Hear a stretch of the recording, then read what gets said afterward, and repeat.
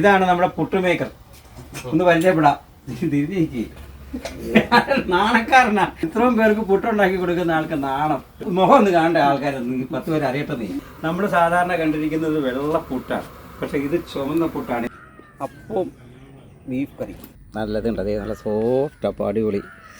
നേരത്തെ പറഞ്ഞാണല്ലോ കള്ളും തേങ്ങാപ്പാലും എല്ലാം കൂടെ മിക്സ് ചെയ്ത് ജീരകം എല്ലാം കൂടെ മിക്സ് ചെയ്താണ് നേരത്തെ ഷാജേട്ടൻ പറഞ്ഞത്. അത് അങ്ങനെ ഉണ്ടാക്കിയതാണത്. അതാണ് അതിൻ്റെ ടേസ്റ്റ് എന്നാണെന്ന് നമുക്ക് നോക്കാം.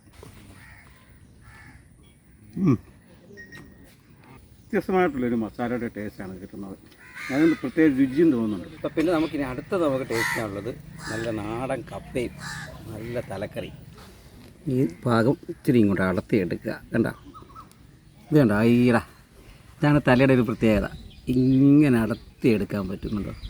അടത്തിയെടുത്തിട്ട് ഈ കപ്പയുടെ മുകളിലോട്ട് വെച്ചിട്ട് ഇങ്ങനെ അങ്ങോട്ടൊരു പെടി പിടിക്കണം. ഇങ്ങനെ കണ്ട, ഇങ്ങനെ അങ്ങോട്ട് എടുക്കണം. ഇങ്ങനെ എടുത്തിട്ട്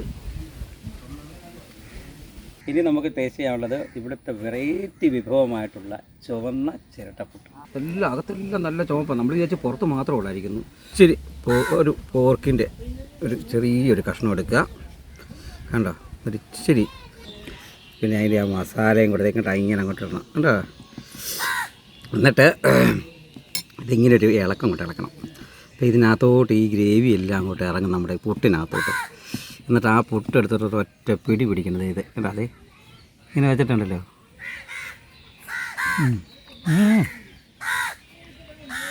ഇത് ഏറ്റവും എന്ന് പറഞ്ഞത് പോത്തിൻ്റെ ലിവറാണ്. ഒരു ലിവറിൻ്റെ ഞാനൊരു പീസ് എടുത്തിട്ട് ഇങ്ങോട്ട് മാറ്റി വെച്ചു. എന്നിട്ട് ഇവിടുന്ന് ഇച്ചിരി സവോള എടുത്തിട്ടുണ്ട്. ഈ സവോളയും കൂടെ അങ്ങോട്ട് എടുത്തിട്ട് നേരെ ഇതുണ്ടോ സവോള എടുത്ത് ഇച്ചിരി കറുമുറയ്ക്ക് വേണ്ടിയാണ് കേട്ടോ.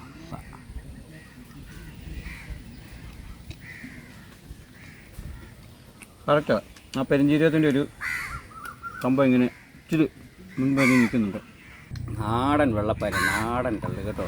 കണ്ടോ, നല്ല പതഞ്ഞ് നിൽക്കുന്നത് കണ്ടോ.